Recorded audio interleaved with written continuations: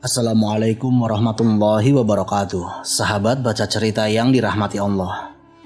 Bayangkan seorang pemimpin Arab yang bertahun-tahun menyembah sebuah berhala. Tiba-tiba terbangun di tengah malam karena mendengar suara dari arah patung yang ia sembah. Namun yang membuatnya gemetar bukan karena batunya berbicara, melainkan karena suara itu berkata bahwa masa berhala telah berakhir dan telah muncul seorang nabi di Mekah. Bagaimana mungkin sesembahan yang selama ini dipujanya justru mengabarkan kehancurannya sendiri? Siapakah sebenarnya yang berbicara pada malam itu? Dan bagaimana peristiwa aneh tersebut mengubah seorang penyembah berhala menjadi sahabat Rasulullah SAW? Inilah kisah Abbas bin Mirdas, seorang laki-laki yang menemukan jalan menuju Islam melalui peristiwa yang tidak pernah ia bayangkan sebelumnya. Simak kisah ini sampai akhir. Bismillah, mari kita mulai ceritanya.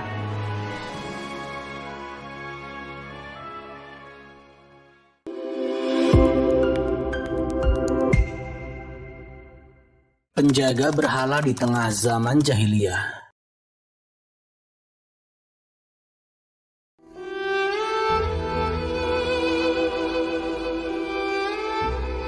Jauh sebelum Islam menyebar ke seluruh jazirah Arab, kehidupan masyarakat Arab dipenuhi penyembahan berhala. Hampir setiap kabilah memiliki sesembahan sendiri. Mereka menyembelih hewan untuknya, meminta perlindungan kepadanya, bahkan mengaitkan keberuntungan dan musibah dengan benda-benda yang tidak dapat mendengar dan tidak dapat berbicara. Di wilayah Bani Sulaim, hidup seorang laki-laki bernama Abbas bin Mirdas As-Sulami. Ia bukan orang biasa. Ia dikenal sebagai penyair yang disegani dan pemimpin di tengah kaumnya. Perkataannya didengar, keberaniannya dihormati, dan kedudukannya cukup tinggi di antara kaum Bani Sulaim. Seperti kebanyakan orang Arab kala itu, Abbas juga memiliki berhala yang sangat ia hormati. Nama berhala itu adalah Damar. Riwayat-riwayat sirah menyebutkan bahwa Abbas sangat mengagungkan berhala tersebut sebelum ia memeluk Islam. Damar diletakkan di tempat yang dijaga dan dihormati. Setiap kali ada urusan penting, Abbas mendatanginya. Setiap kali hendak mengambil keputusan besar, ia mengingat berhala itu. Bagi Abbas, Damar bukan sekedar patung batu. Ia adalah simbol keyakinan yang diwariskan turun-temurun oleh nenek moyangnya. Pada waktu itu, beberapa orang dari kaumnya berkumpul. "Ada kabar dari Mekah," kata salah seorang. "Kabar apa?" tanya yang lain. Katanya, ada seorang laki-laki dari Quraisy mengaku sebagai nabi.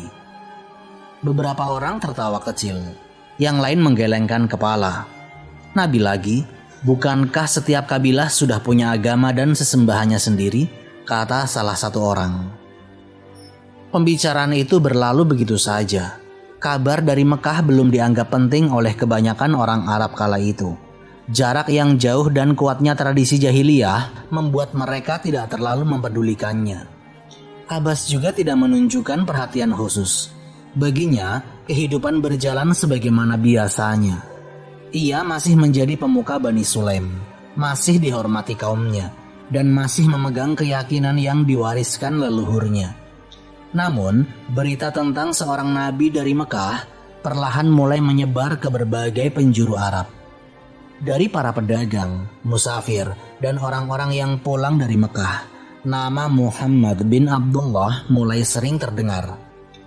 Ada yang mengatakan bahwa beliau mengajak manusia menyembah satu Tuhan. Ada yang mengatakan bahwa beliau mencela penyembahan berhala. Ada pula yang berkata bahwa para pengikutnya rela meninggalkan harta dan kampung halaman demi mempertahankan ajarannya. Semua itu terdengar asing bagi Abbas dan kaumnya. Pada malam itu, langit Arab terlihat jernih dan tenang. Perkampungan Bani Sulaim mulai sepi. Orang-orang kembali ke kemah masing-masing. Abbas pun kembali ke tempatnya beristirahat. Tidak ada yang aneh pada malam itu. Tidak ada tanda-tanda bahwa hidupnya akan berubah. Tidak ada firasat bahwa keyakinan yang dipegangnya selama bertahun-tahun akan segera terguncang. Di tempatnya berdiri, Damar tetap terlihat seperti biasa, sebuah patung yang diam dan tidak bergerak. Tetapi sebelum fajar berikutnya tiba, sesuatu yang belum pernah terjadi sebelumnya akan terdengar dari arah berhala itu. Sesuatu yang membuat Abbas bin Mirdas tidak dapat lagi memandang Damar dengan cara yang sama. Malam ketika batu itu berbicara. Malam di perkampungan Bani Sulaim berlangsung tenang. Angin berhembus pelan. Sebagian besar penduduk sudah tertidur. Abbas bin Mirdas juga sedang beristirahat. Tiba-tiba di tengah keheningan malam terdengar suara. Abbas membuka mata. Ia diam sejenak. Ia mendengar. Suara itu terdengar lagi. Kali ini lebih jelas. Dan suara itu berasal dari arah tempat berhala Damar berada. Abbas segera bangkit. Ia mengira ada seseorang yang datang pada malam hari. Ia mengambil penerangan lalu berjalan menuju tempat berhala itu. Dan tidak ada siapa-siapa. Ia melihat ke kanan, tidak ada orang. Ia melihat ke kiri, tetap tidak ada orang. Lalu suara itu terdengar lagi. Menurut riwayat yang disebutkan oleh para ahli sirah, suara itu mengabarkan bahwa telah datang seorang nabi di Mekah dan masa penyembahan berhala telah berakhir. Abbas pun terdiam. Ia menatap Damar di depannya. Patung itu tetap berdiri, tidak bergerak, tetap seperti batu yang selama ini ia kenal. Ia mencoba menenangkan pikirannya. Mungkin aku salah dengar, gumamnya. Ia pun kembali ke tempat istirahatnya. Tetapi belum lama ia berbaring, suara itu terdengar lagi dari arah yang sama. Kali ini Abbas tidak langsung bangkit. Ia mendengarkan dengan seksama. Isi perkataannya tetap sama. Berita tentang munculnya seorang nabi dan berakhirnya masa berhala. Abbas segera berdiri. Lalu ia mendatangi Damar sekali lagi. Tetap tidak ada seorang pun di sana. Dan sekarang ia mulai gelisah. Seumur hidupnya, ia tidak pernah mengalami kejadian seperti ini. Selama bertahun-tahun, ia menghormati Damar. Ia mendatanginya pada berbagai kesempatan. Namun, tidak pernah sekalipun patung itu mengeluarkan suara. Namun malam itu berbeda. Ia berdiri cukup lama di depan berhala tersebut. Di dalam hatinya, muncul pertanyaan yang belum pernah terfikir sebelumnya. Jika benar ada seorang nabi di Mekah, mengapa berita itu justru terdengar dari tempat berdirinya berhala? Dan jika berhala ini mengetahui bahwa masa penyembahannya telah berakhir, mengapa aku masih bertahan menyembahnya? Pertanyaan itu tidak memberinya ketenangan. Menjelang fajar, Abbas tidak lagi dapat tidur nyenyak. Pagi harinya, ia memanggil beberapa orang dari kaumnya. Aku mendengar sesuatu dari arah Damar semalam, katanya. Mendengar apa? Tanya salah seorang. Suara yang menyebut telah datang seorang nabi di Mekah. Orang-orang saling berpandangan. Sebagian terlihat bingung. Sebagian lain menganggapnya aneh. Lalu salah seorang berkata, mungkin engkau terlalu letih. Yang lain berkata, mungkin seseorang sedang mempermainkanmu. Akan tetapi Abbas menggeleng. Tidak. Aku memeriksanya sendiri. Tidak ada seorang pun di sana. Akhirnya pembicaraan itu pun selesai. Tetapi kegelisahan Abbas tidak ikut selesai. Untuk pertama kalinya dalam hidupnya, keyakinannya terhadap berhala mulai retak. Dan pertanyaan tentang seorang laki-laki bernama Muhammad bin Abdullah di Mekah terus berputar di dalam pikirannya. Rahasia di balik patung. Pagi itu Abbas bin Mirdas masih memikirkan kejadian semalam. Ia kembali mendatangi tempat berdirinya Damar. Patung itu tetap sama seperti biasanya. Sebongkah batu yang dipahat, diam dan tidak bergerak. Abbas mengelilinginya, ia memeriksa sekitarnya. Tidak ada jejak orang yang datang pada malam hari. Tidak ada tanda-tanda seseorang bersembunyi di dekat berhala. Ia berdiri beberapa saat di depannya. Lalu ia berkata pelan, seolah berbicara kepada dirinya sendiri. Jika engkau memang memiliki kekuatan, mengapa selama ini engkau diam? Dan jika engkau tidak memiliki kekuatan, dari mana datangnya suara itu? Pertanyaan itu tidak mendapatkan jawaban. Pada hari-hari berikutnya, kabar dari Mekah semakin sering terdengar. Para musafir yang melewati perkampungan Bani Sulaim membawa berita yang hampir sama. Muhammad mengajak manusia menyembah Allah semata. Beliau melarang penyembahan berhala. Sebagian orang Quraisy memusuhinya, tetapi pengikutnya tetap bertahan. Setiap kali mendengar berita itu, Abbas teringat suara yang didengarnya pada malam hari. Lama-kelamaan, ia mulai menyadari sesuatu. Jika suara itu benar, maka Damar tidak layak disembah. Sebab berita yang keluar dari arahnya justru mengabarkan berakhirnya masa berhala. Para ulama yang menukil kisah-kisah seperti ini menjelaskan bahwa batu dan patung tidak dapat berbicara sendiri. Allah berfirman bahwa berhala-berhala itu tidak mampu memberi manfaat dan tidak mampu mendatangkan mudarat. Mereka tidak mendengar dan tidak dapat menjawab orang yang menyerunya. Karena itu, para ulama menjelaskan bahwa suara semacam ini kemungkinan berasal dari jin. Di masa diutusnya Rasulullah, bangsa jin juga mendengar berita tentang kenabian beliau. Bahkan, Allah mengabadikan perkataan mereka di dalam Al-Quran, bahwa mereka mendengar bacaan yang menakjubkan dan kemudian beriman.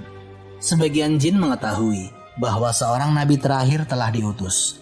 Kabar itu pun menyebar, bukan hanya di kalangan manusia, tetapi juga di alam jin. Abbas tentu belum mengetahui semua itu. Yang ia tahu hanyalah satu hal, ada suara yang mengabarkan datangnya seorang nabi. Dan sejak malam itu, hatinya tidak lagi tenang. Pada suatu sore, ia pun duduk bersama beberapa orang dari kaumnya. Salah seorang berkata, "Wahai Abbas, engkau masih memikirkan suara itu?" Abbas pun mengangguk. "Aku tidak bisa melupakannya."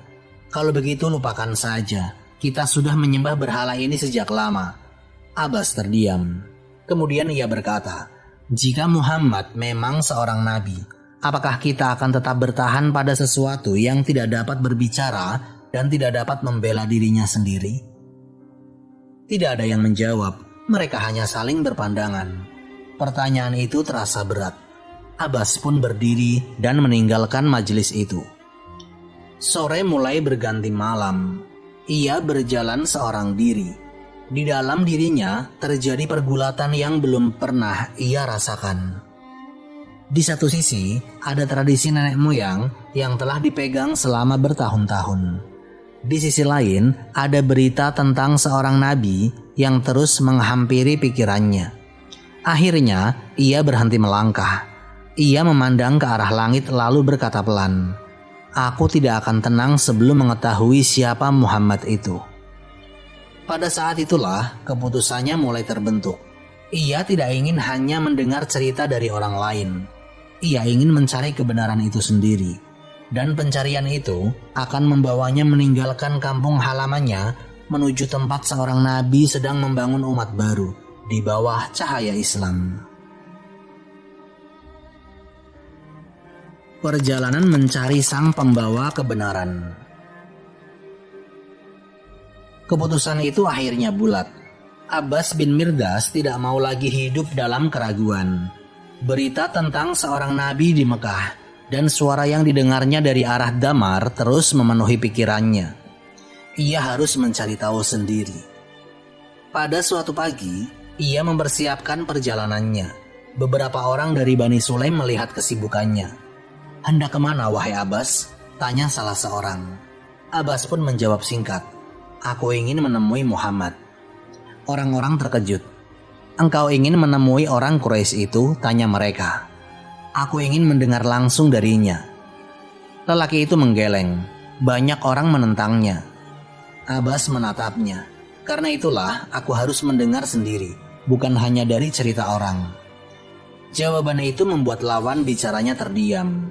Abbas lalu berangkat meninggalkan perkampungannya. Perjalanan di Jazirah Arab bukan perkara yang ringan. Siang hari terasa panas, sementara malam hari begitu dingin. Di sepanjang perjalanan, pikirannya tidak pernah benar-benar tenang. Sesekali ia teringat Damar. Berhala itu telah ia hormati bertahun-tahun lamanya. Namun sekarang, untuk pertama kalinya, ia mempertanyakan semuanya. Ia mulai menyadari sesuatu. Selama ini, ia sendiri yang menjaga berhalanya. Ia sendiri yang meletakkannya di tempat yang aman. Ia sendiri yang membersihkannya. Jika demikian, bagaimana mungkin sesuatu yang dijaga manusia bisa menjadi Tuhan bagi manusia? Pertanyaan itu terus mengikutinya.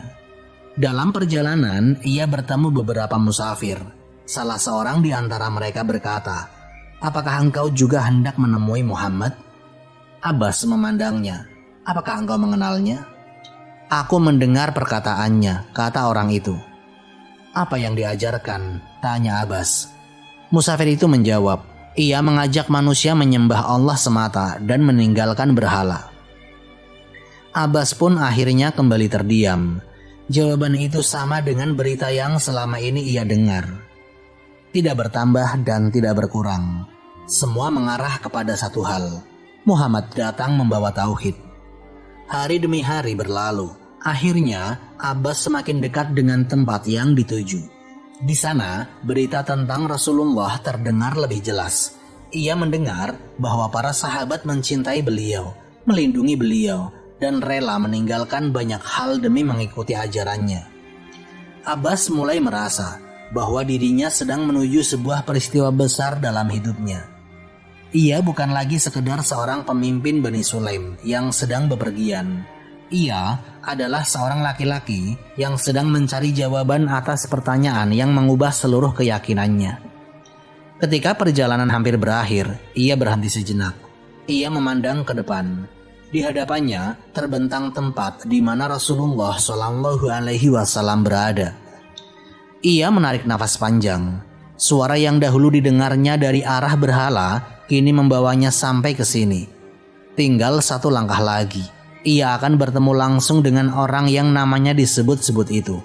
Dan setelah pertemuan itu, hidup Abbas bin Mirdas tidak akan pernah sama lagi. Pertemuan dengan Rasulullah SAW dan runtuhnya berhala di hati Abbas. Perjalanan panjang itu akhirnya berakhir. Abbas bin Mirdas tiba di tempat Rasulullah berada. Selama berhari-hari, ia membawa pertanyaan di dalam hatinya. Dan kini jawaban itu berada di hadapannya. Ia melihat Rasulullah dikelilingi oleh para sahabat. Tidak ada singgasana, tidak ada penjaga yang menghalangi orang mendekat, tidak ada kemegahan para raja. Namun suasana di sekitarnya penuh ketenangan dan wibawa. Abbas akhirnya mendekat. Rasulullah SAW memandangnya. "Apa yang engkau inginkan?" tanya Rasulullah. Abbas menjawab dengan jujur, "Aku datang untuk mengetahui urusanmu." Rasulullah SAW kemudian menjelaskan bahwa dakwahnya sebagaimana yang beliau sampaikan kepada manusia lainnya. Beliau mengajak manusia menyembah Allah semata, tidak menyekutukannya dengan sesuatu apapun, mendirikan sholat, dan meninggalkan penyembahan kepada berhala. Abbas mendengar dengan seksama, tidak ada yang baru baginya. Justru inilah yang membuatnya terdiam. Semua yang disampaikan oleh Rasulullah sesuai dengan berita yang selama ini didengarnya. Nabi ini benar-benar datang untuk menghancurkan kesyirikan dan mengajak manusia kepada tauhid. Abbas memandang wajah Rasulullah. Ia melihat seseorang yang berbicara dengan tenang dan tegas. Tidak tampak pada diri beliau ambisi mencari kekuasaan atau harta. Saat itu, berbagai peristiwa beberapa hari terakhir terlintas di benaknya. Ia teringat Damar. Ia teringat suara yang terdengar pada malam itu. Ia teringat kegelisahan yang membuatnya meninggalkan kampung halamannya. Kini semuanya terasa jelas. Ia sadar bahwa selama ini ia telah menggantungkan harapan kepada sesuatu yang tidak dapat mendengar, tidak dapat berbicara, dan tidak dapat memberi petunjuk. Sementara di hadapannya berdiri seorang nabi yang mengajak manusia langsung kepada Allah, pencipta langit dan bumi. Abbas tidak lagi ragu. Ia berkata kepada Rasulullah SAW, Aku bersaksi bahwa tidak ada sesembahan yang berhak disembah selain Allah, dan engkau adalah utusan Allah. Dan sejak saat itu, Abbas bin Mirdas masuk Islam. Hidayah yang datang kepadanya bukan karena perdebatan panjang, bukan pula karena paksaan. Allah Subhanahu wa Ta'ala membukakan hatinya melalui sebuah peristiwa yang tidak pernah ia bayangkan sebelumnya. Ia datang dalam keadaan masih membawa sisa-sisa keyakinan jahiliyah, tetapi ia pulang sebagai seorang muslim. Berhala yang dahulu ia hormati telah runtuh terlebih dahulu di dalam hatinya sebelum benar-benar ditinggalkan secara lahiriah. Kisah Abbas bin Mirdas menjadi pelajaran yang besar. Batu tetaplah batu, ia tidak memiliki kekuasaan sedikit pun. Jika pada suatu waktu terdengar suara dari arah berhala, maka itu bukan bukti bahwa berhala memiliki kekuatan, tetapi justru menjadi sebab Allah menunjukkan kelemahan berhala tersebut. Karena pada akhirnya, berita yang keluar dari arah damar bukanlah ajakan untuk menyembahnya. Sebaliknya, peristiwa itu mengantarkan salah seorang pemujanya menuju tauhid dan menuju Rasulullah SAW. Begitulah hidayah Allah. Kadang seseorang mencari kebenaran melalui jalan yang tidak pernah ia sangka. Namun ketika kebenaran itu telah tampak di hadapannya, tidak ada lagi yang lebih pantas diikuti selain petunjuk Allah dan Rasul-Nya. Wallahu a'lam bishawab. Semoga kisah ini memberikan manfaat dan menjadi pengingat bagi kita semua untuk terus memperbaiki diri serta meningkatkan ketaatan kepada Allah Subhanahu wa Ta'ala. Lebih dan kurangnya mohon dimaafkan. Yang benar datangnya dari Allah Subhanahu wa Ta'ala. Khilaf atau keliru itu datangnya dari saya pribadi sebagai manusia biasa. Sampai jumpa di kisah-kisah inspiratif berikutnya. Akhirul kalam, wassalamualaikum warahmatullahi wabarakatuh.